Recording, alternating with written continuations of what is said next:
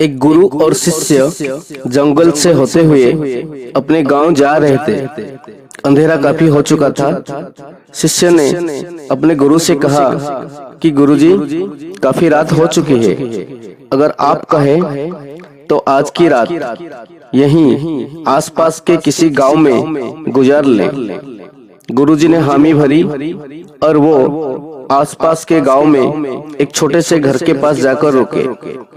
अब जैसे ही वहां गए तो शिष्य ने दरवाजा खटखटाया।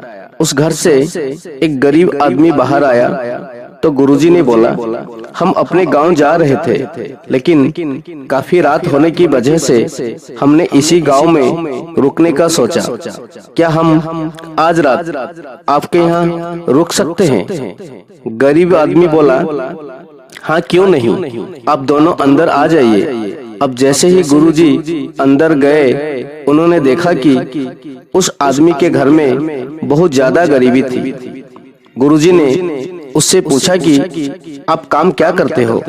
वो गरीब आदमी बोला कि मेरे पास बहुत सारी जमीन है। तो गुरुजी ने बोला, अगर तुम्हारे पास सारी जमीन है तो इस तरह से क्यों रह रहे हो? वो आदमी बोला, यह किसी काम की नहीं है। गांव वाले बोलते हैं कि ये बंजर जमीन है और यहाँ पर कुछ भी नहीं उगाई जा सकती है, और वहाँ फसल उगाना बहुत बड़ी बेवकूफी है। गुरुजी ने बोला कि तुम्हारा गुजारा कैसे होता है? उसने बोला कि मेरे पास एक भैंस है जिससे मेरा पूरा घर चलता है। ये सुनने के बाद गुरुजी सो जाते हैं और रात में जब सब लोग सो रहे होते हैं तब गुरुजी ने अपने शिष्य को उठाते हैं और उस गरीब आदमी की भैंस लेकर अपने गांव चले जाते हैं। शिष्य अपने गुरु से पूछता है कि गुरुजी, कहीं आप ये गलत तो नहीं कर रहे हैं? उस गरीब आदमी की रोजी रोटी इसी भैंस की वजह से चलती है। तो गुरुजी अपने शिष्य की तरफ देखते हैं और मुस्कुराते हुए आगे बढ़ जाते हैं। उस बात को तकरीबन 10 साल गुजर जाती है और जो गुरु का शिष्य था वो बहुत बड़ा गुरु बन चुका था। तो एक दिन उन्हें उस गरीब आदमी की याद आती है कि मेरे गुरु ने उस आदमी के साथ अच्छा नहीं किया था।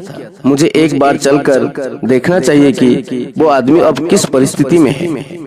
वो शिष्य उस गांव की तरफ जाता है और वहां जैसे ही पहुंचता है तो वो देखता है कि जहां पर उस गरीब आदमी का झोपड़ा था, वहां पर एक बड़ा ही आलीशान महल बन चुका था और उस झोपड़ी के बाहर जो बंजर जमीन थी, उस पर फल और फूलों के बगीचे थे।